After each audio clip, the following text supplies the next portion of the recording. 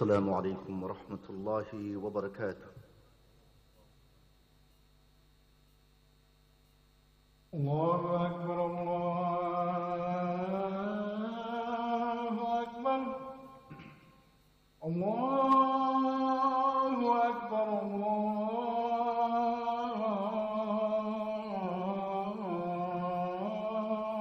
الله أكبر أشهد أن لا إله إلا الله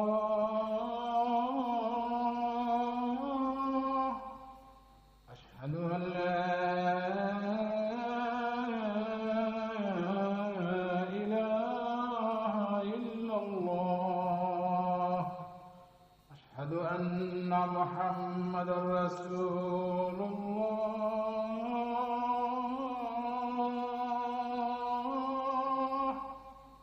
أشهد أن محمدا رسول الله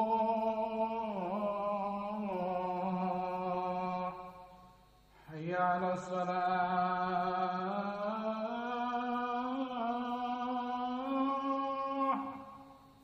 حي على الصلاة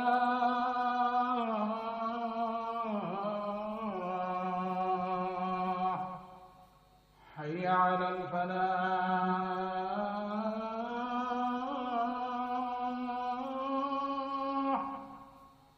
حي على الفلاح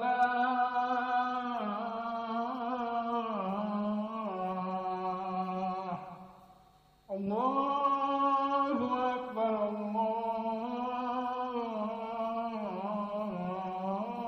الله أكبر لا إله إلا الله.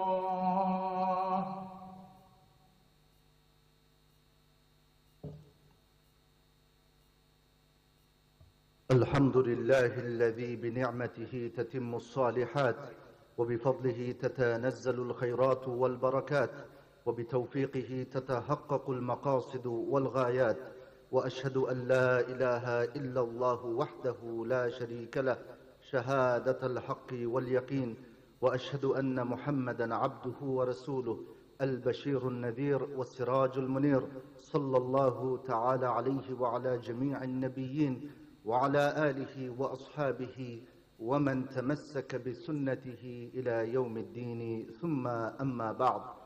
My dearest brothers and sisters, last Jumu'ah, rather the Jumu'ah before, when I stood here, I spoke to the parents and I gave some guidance in relation to utilizing our time with our children during the summer holidays. And inshallah, in this khutbah, we're going to be speaking to our youngsters. The topic is relevant to each one of us, but I really want to get this message out to our youngsters, those of our youngsters who are on holiday. First and foremost, I welcome you to Masjid Aisha. It's very nice to see you here. You're in the right place, the house of Allah Azza wa Jal.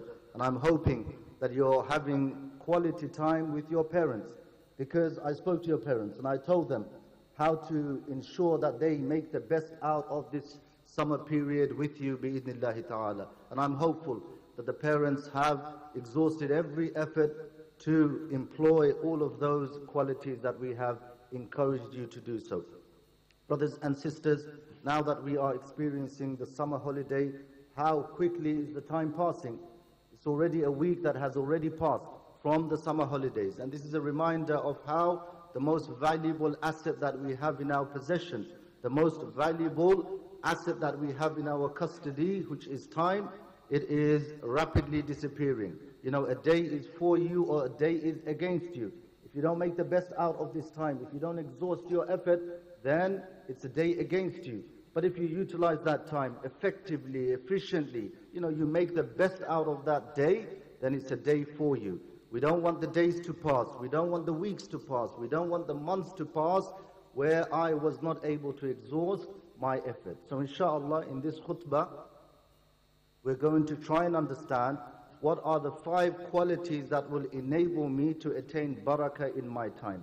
That's a topic not just relevant to the shabab, the young boys and girls who are here, most of you who are on holiday from school and college and university, but also for each one of us. Why? Because the most valuable asset we have in our possession is time. If you're not utilizing it, it's your loss, no one else's. You're going to stand before Allah Azza wa Jal, and you want to ensure that you're standing before Allah Azza wa Jal with all of the things that you need in order for Allah Azza wa Jal to be pleased with you.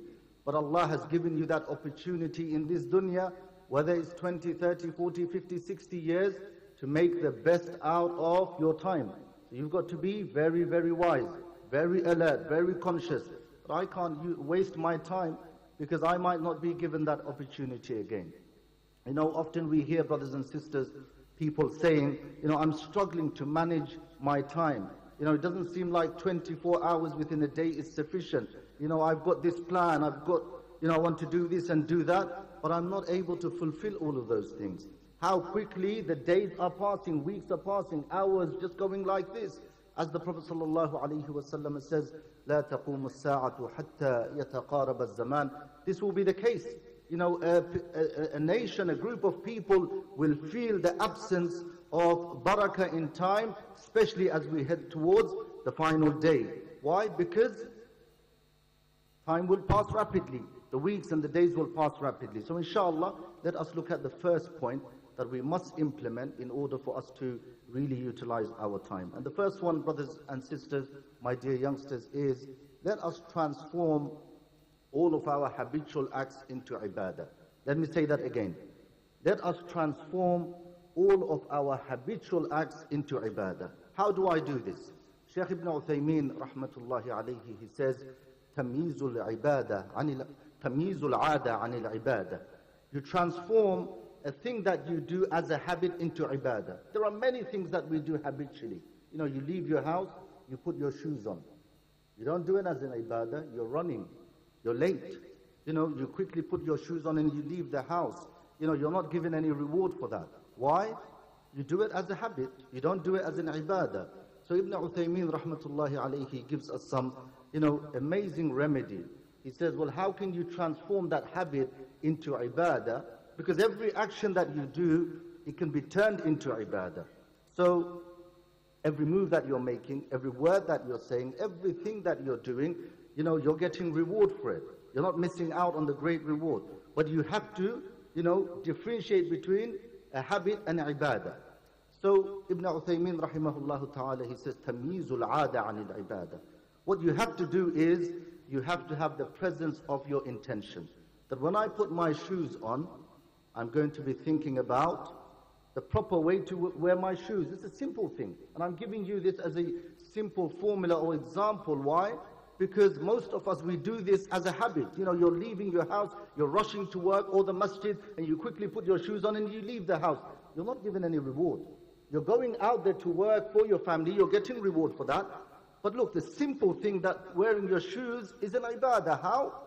إِذَا انْتَعَلَ أَحَدُكُمْ فَلْيَبْدَأْ بِالْيَمِينِ وَإِذَا نَزَعَ فَلْيَبْدَأْ بِالشِّمَالِ. You're thinking, the Prophet ﷺ has told me specifically, when you wear your shoes, put the right one on, and when you take it off, there's a proper procedure. When you leave your house, you make dua, Bismillahi tawakkaltu ala Allah. Every single step, from the moment that you left your house, all of a sudden is not just something you've done habitually, you do it normally, but it's turned into an ibadah. So think about all of that reward. All you have to do is have the correct intention. The presence of husnul niyyah, good intention. I'm only doing this for the sake of Allah Azza wa Jal. And look at that. All of your habitual actions have turned into great reward. So think about that. This is the first point.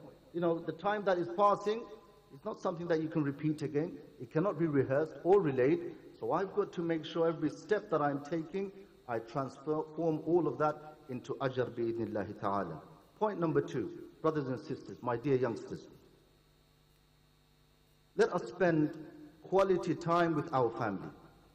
During the academic year when we're not at home. I'm speaking specifically to our youngsters, boys and girls who are here. Throughout the academic year, you weren't able to spend quality time with your family. Father's working hard. Your father's grafting, working really hard. Your mother's working really hard, around the clock, without any rest, to ensure that you guys are okay, to look after you. So now that you have 6 weeks with them and a week has already passed, don't you think it's fair that you give them some time? Don't you think it's fair that you look after your parents? You know, you've had the whole year where you was in school or college or university, very busy studying. You came home, the food is on the plate, the clothes are ironed, and alhamdulillah, mothers and fathers go above and beyond to look after their children. But now that you're spending time with your parents, make sure that you are making a proactive effort to keep your mum and dad happy. And how often I've stood here and reminded the children regarding their duty and responsibility. I'm not going down that route. I just want to give you this point that I want you to take home with you. Food for thought. That throughout the academic year you wasn't able to spend time. Now that you are with your parents at home, or whether you're going out doing things, make sure it's with your parents and not on your console, not on your PS5, not on your phone. And that's the point that we're going to mention. You're spending your hours and hours and hours locked up in your room, on your console, on your mobile phone. That's not fair towards your parents, is it? You know, your mum calls you, your dad calls you, come and eat, come and join us for salah. Let's sit down together as a family on the dining table. And you're busy. No, I'm busy. I can't. I'm playing game. I'll come back later.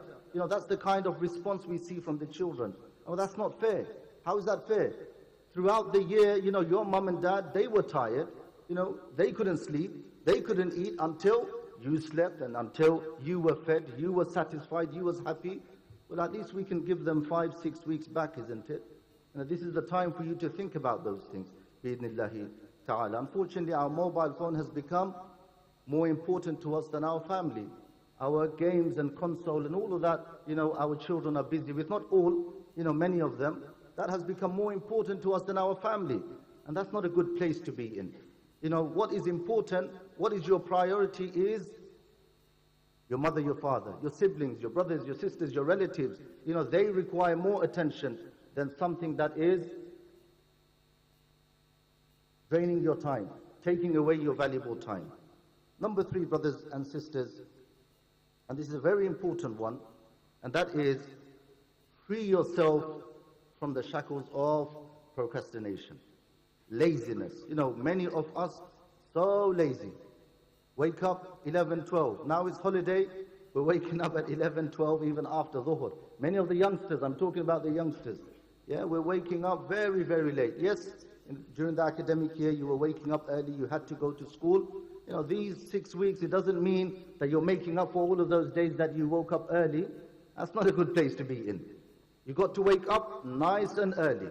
Have a proper structure and plan in place. The Prophet ﷺ, he makes this beautiful dua. Allahumma barik li ummati fi bukuriha. The Prophet ﷺ made this beautiful dua. Oh Allah, bless my ummah, especially those people who wake up nice and early. And this is from the qualities, characteristics, the sifat of Ahlul Iman, the believers. You're waking up for Fajr. That is your start of your day, not 1 o'clock. That's not when your day starts. That's, you know, half of the day has passed. If the day ends during sunset, Maghrib, and if you wake up at Dhuhr time, you've lost your day, isn't it? وَجَعَلْنَا اللَّيْلَ لِبَاسًا وَجَعَلْنَا النَّهَارَ مَعَاشًا. Allah Azza wa Jalla says, He's giving you the night to sleep and the day to work hard, do things, keep yourself busy. That plan that you have, that comprehensive plan you have, you're supposed to fulfill all of that. Unfortunately, it's the opposite. And for that very reason, we see many youngsters tired. You ask him, how are you doing? You ask her, how's your day? I'm very tired. You know, fatigue, weakness, and all of that. Why? Because you're not following the proper Quranic method. Sleep nice and early. Pray Salatul Isha. The Prophet ﷺ used to pray Salatul Isha. Never used to spend time, you know, conversing too much. Unless he had, you know, some duties. After Isha, he would make every effort to go and rest. Why? Because he has something very important ahead of him. And that is Salatul Fajr. That is when the day begins. From the qualities of the Prophet ﷺ, we know that he rarely slept after Fajr. Why did he do Qaylula? Just before Zawal, he would rest a bit. Why? Because he didn't sleep after Fajr. He would be busy.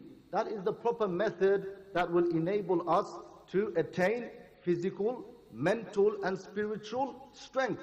You know, we're lacking all of those things. You know, you speak to people, I'm lazy. You know, I'm tired. I can't be asked. You know, I'm not, you know, that kind of attitude, it doesn't befit the Muslim. Alhamdulillah, at all times you need to be mentally, physically, spiritually strong. That is the kind of mindset we as Muslims need to have, not the other mindset, constantly nagging, complaining, that's not the quality of Ahlul Iman. So let us ensure, brothers and sisters, that we are al-amalul kathir fil waqtil qaleel, that we are able to do lots of good deeds in a short period of time.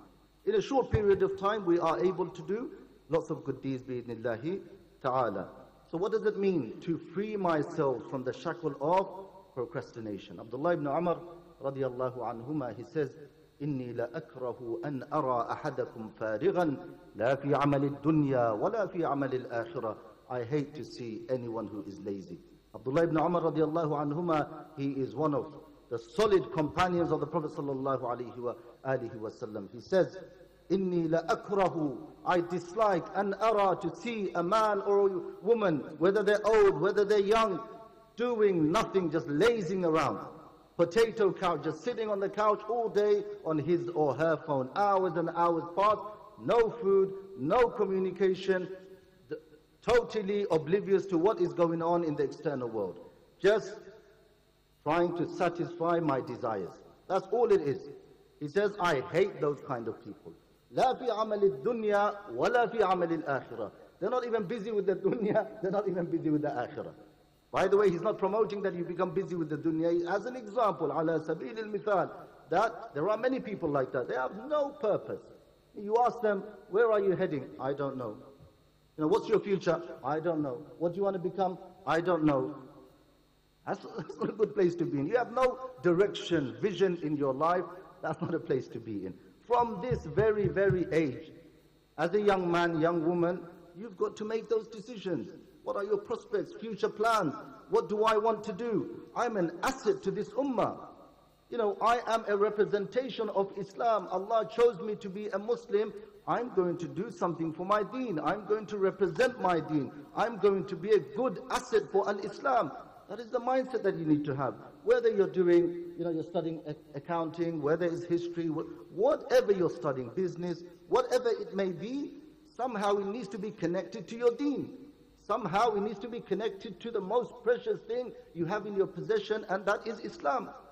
That is the attitude, mindset that we need to have, and come out of the shackles of fulfilling our desires. Because you can never, never, never satisfy your nafs.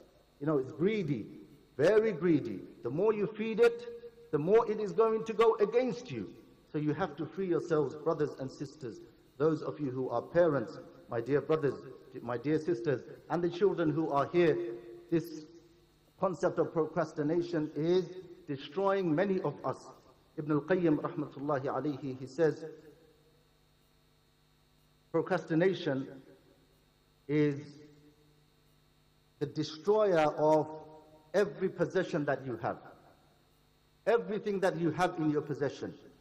Inna al-muna ra'su amwal al-mafalis. Ibn al-Qayyim, he says, procrastination is that which destroys every valuable thing that you have in your possession. Sa'usalli, sa'aqra, sa'aqumu, sa'af'al kadha, kadha, kadha. How many people we hear? Dad, I'm going to pray later. Mom, okay, fine, I'm going to read later. That word later is destroying your plans and you achieving something. You need to come out of that. Have a proper structure in place. I'm going to do this at this time, and I'm going to do that at that time. Go home. Young man, young woman, have a proper routine in place. It will discipline you. It will teach you some important skills that you need later on in life. Just the way Salah has been ordained at a specific time. For what reason?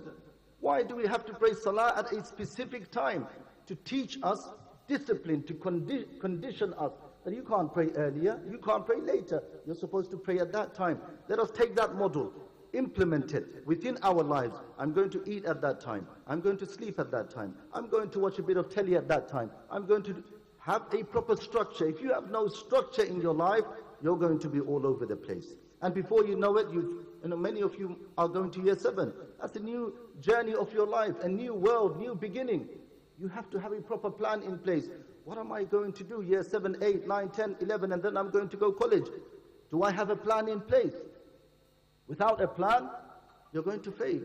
So So have a proper structured plan. And the parents, by the way, parents, you are supposed to be helping them with this particular plan that we're speaking about. And I've already spoken to you about this, the Jumu'ah, before.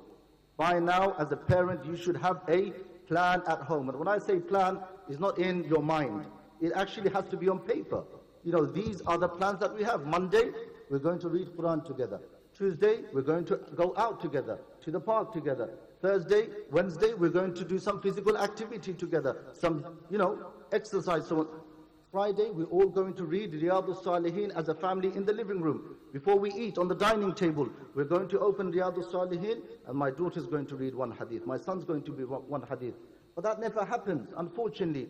Because you as a father, you're on your mobile phone. Well, what do you expect your son to do, your daughter to do? And it's very sad that I'm having to say this. And I'm saying it in front of the children, so you wake up. And it's not really undermining you or, shaming you. But we have to wake up as an ummah because it's happening. How many houses we go to? Your relative's house, they've invited you, but they're on your phone. They're on their phone. So why did you invite me if you're not going to converse with me? This is what we have come to. Got to break out of that, brothers and sisters.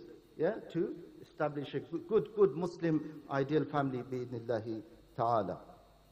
Final point. Inshallah, we will continue next week, bi'idhnillahi ta'ala. Identify what is consuming your valuable time. That will vary from person to person. Identify what is draining the most valuable asset that you have. Just the way you've charged your mobile phone. And then after charging your mobile phone, it says 100%. After an hour, it says 30%. You're thinking, is there a problem with the charger, with electricity? Is it my phone? And then you realize, no, it's one of the apps that I've downloaded. It may be, entertaining this app, but it's draining my battery. So what do? You uninstall this app. And then you realize, my phone's okay now. It was this app that is draining my battery. Every single person has an app that is draining their valuable time. You have to identify it. Young man, young woman, if it's your PS5 that's draining your battery, draining your time, you have to ensure you disconnect from it. I can say to you, throw it away, you're not going to listen. So I'm going to give you some advice. Part of that plan that you have, salah on time, Quran on time, mom and dad on time, looking after them on time, sitting on the dining table and eating together on time. After all of those, inshallah, if mom and dad allows me, because different houses have different rules, I don't want to give a fatwa, your house works differently, but we think that children should still have some, relaxation and recreational time. An hour or so, no problem. But it shouldn't be continuous, because that is draining your time. For many adults, many youngsters, is the mobile phone, and we can confidently say it's probably 95% of the people. So we really need to put this away. Brothers and sisters, I'm speaking to you, parents, put your mobile phone away in the presence of your children. While you are eating on the dining table, you should not have your mobile phone within a mile radius. While you are on the dining table, you sat there to eat and talk to one another. But if you have your mobile phone, someone's going to call, or you're going to check something. It's going to take away that family bond. Please take this message with you.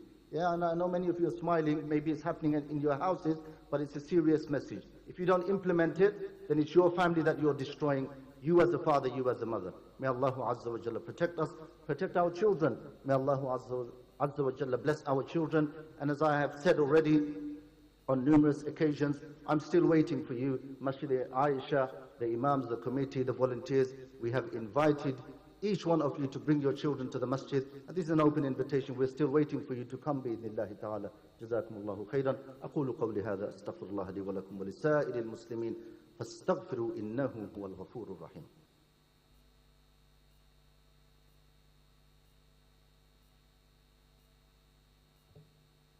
بسم الله ولا استعانة إلا به والحمد لله ولا ثناء إلا عليه وأصلي وأسلم على من بعث رحمة للعالمين صلوات الله تعالى عليه وعلى جميع النبيين وعلى آله الطيبين الطاهرين ومن تمسك بسنته إلى يوم الدين ثم أما بعد.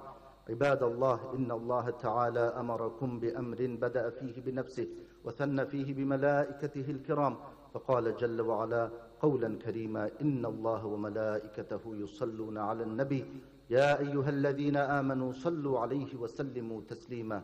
اللهم صل وسلم وبارك وأنعم على أفضل الخلق وأكرم الرسل، وارض اللهم عن الخلفاء الراشدين الأئمة المهديين أبي بكر وعمر وعثمان وعلي، وعن سائر الصحابة وأن معهم بمنك وكرمك وإحسانك يا أرحم الراحمين.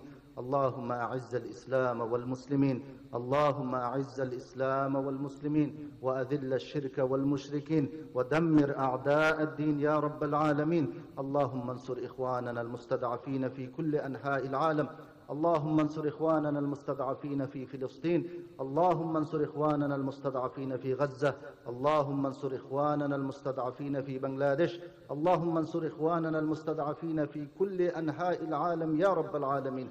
اللهم انصر من نصر دين محمد صلى الله عليه وآله وسلم. اللهم احفظنا بحفظك الذي تحفظ به عبادك الصالحين. ربنا آتنا في الدنيا حسنة وفي الآخرة حسنة وقنا عذاب النار. ربنا ظلمنا أنفسنا وإن لم تغفر لنا وترحمنا لنكونن من الخاسرين. اللهم اغفر لنا ذنوبنا وإسرافنا في أمرنا وثبت أقدامنا وانصرنا على القوم الكافرين. اللهم اغفر لوالدينا وارحمهم كما ربونا صغارا. اللهم من أبقيته منهم حيا فأطل عمره، ومن توفيته منهم فاجعل قبره روضة من رياض الجنة. اللهم اغفر للمؤمنين والمؤمنات والمسلمين والمسلمات الأحياء منهم والأموات إنك سميع مجيب الدعوات. لا إله إلا الله، بها نحيا وبها نموت وبها نلقى الله، بفضل سبحان ربك رب العزة عما يصفون، وسلام على المرسلين والحمد لله رب العالمين. أقم الصلاة.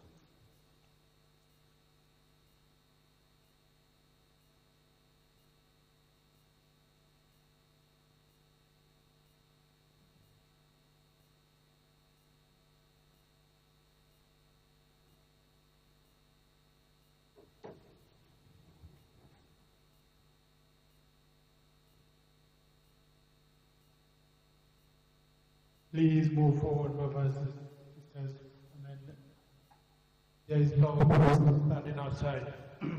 As you can see, look back and move forward, please.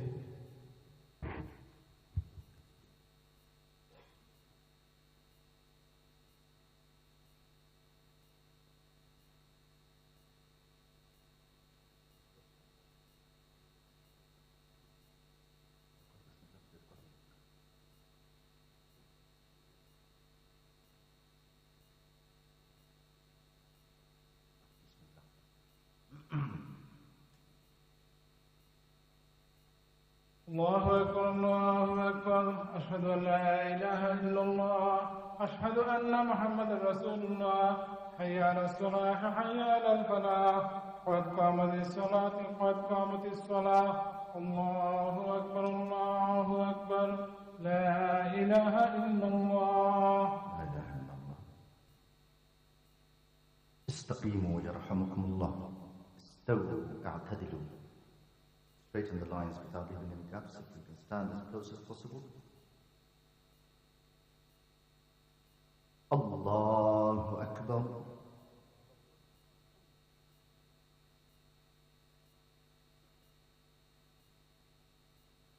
Alhamdulillahi Rabbil Alameen. Ar-Rahman Ar-Rahim Maliki Yawmiddin. إياك نعبد وإياك نستعين. اهدنا الصراط المستقيم صراط الذين أنعمت عليهم غير المغضوب عليهم ولا الضالين.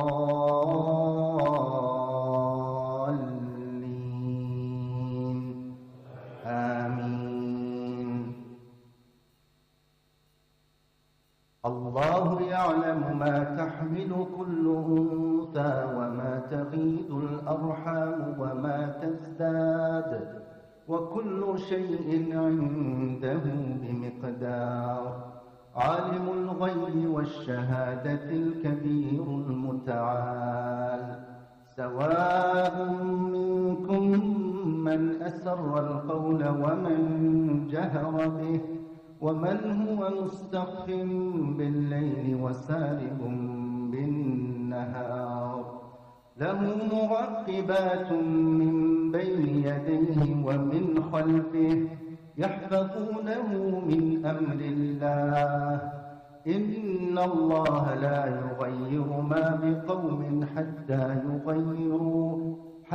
يغيروا ما بأنفسهم وإذا أراد الله بقوم سوءا فلا مرد له وما لهم من دونه من وال هو الذي يريكم البرق خوفا وطمعا وينشئ السحاب الثقال ويسبح الرعد بحمده والملائكة من خيفته ويرسل الصواعق فيصيب بها من يشاء وهم يجادلون في الله وهو شديد المحال. الله أكبر.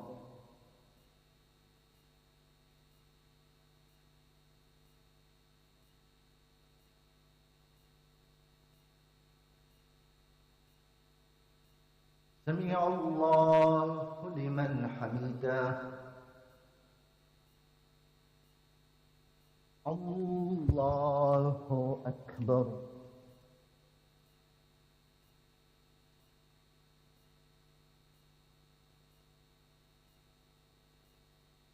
الله أكبر.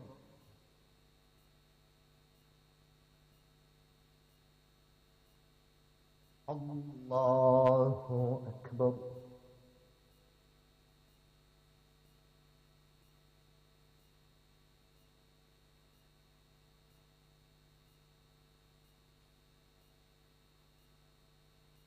الله أكبر.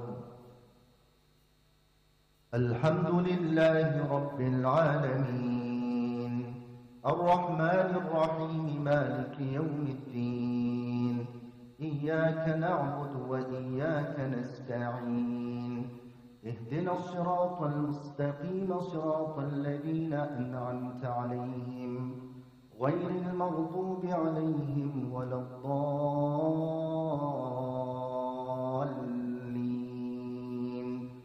آمين.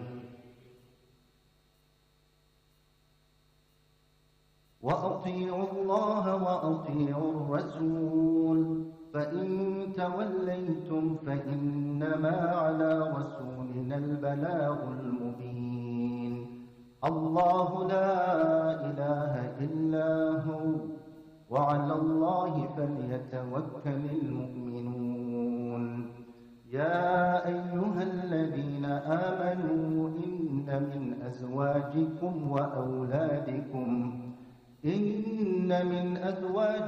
وأولادكم عدوا لكم فاحذروهم وإن تعفوا وتصفهوا وتغفروا فإن الله غفور رحيم. إنما أموالكم وأولادكم فتنة والله عنده أجر عظيم. فاتقوا الله ما استطعتم واسمعوا وأطيعوا وأنفقوا خيرا لأنفسكم ومن يوق شح نفسه فأولئك هم المفلحون. إن تقرضوا الله قرضا حسنا يضاعفه لكم ويغفر لكم والله شكور حليم. عالم الغيب والشهادة العزيز الحكيم. الله.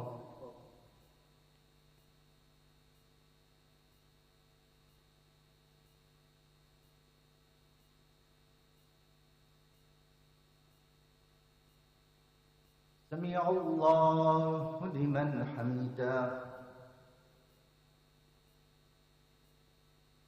الله أكبر.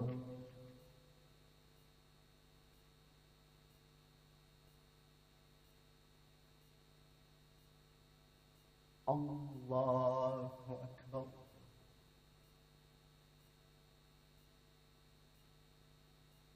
الله أكبر.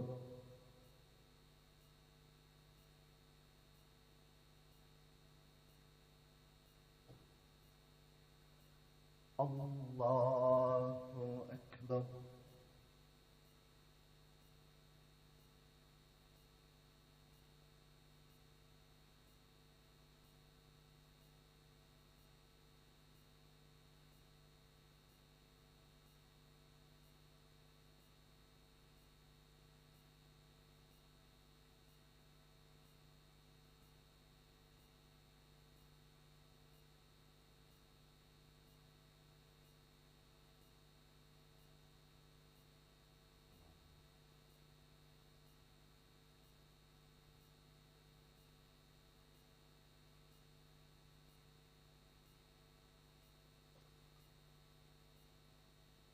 السلام عليكم ورحمة الله.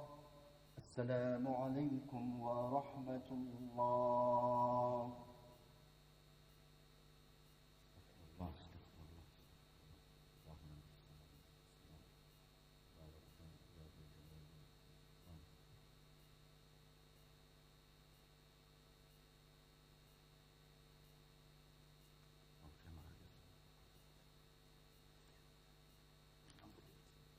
Assalamu alaikum wa rahmatullahi wa barakatuh. Respected Musallin, if you can kindly make dua for a brother who has passed away by the name of Jainal. He used to be a businessman in Muswell Hill.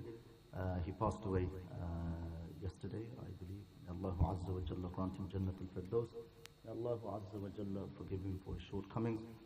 Dear parents, brothers and sisters, we have our fifth class every Saturday after Salatul Asr. Please bring your children.